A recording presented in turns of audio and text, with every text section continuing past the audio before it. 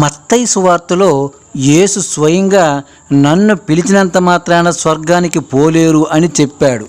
యేసే స్వయంగా చెప్పిన మాట అబద్ధం అనగలమా, లేకపోతే పాస్టర్ చెప్పింది నిజం అనాలా? దేనిని నమ్మాలి? యేసే బహిరంగంగా ప్రకటించాడు, కానీ యేసు ఇచ్చిన వాంగ్మూలమును పిచ్చిదని, యేసు చెప్పిన మాటలు నిజం కాదని, దాని అంతరార్థం వేరని అంటారు.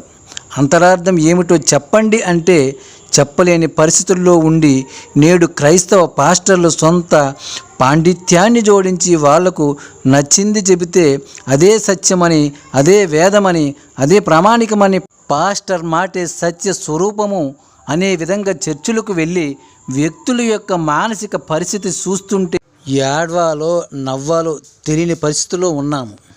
పాపం అమాయకుల జీవితాలతో ఆడుకుంటున్న ఈ పాస్టర్లను ఏం చేయాలి?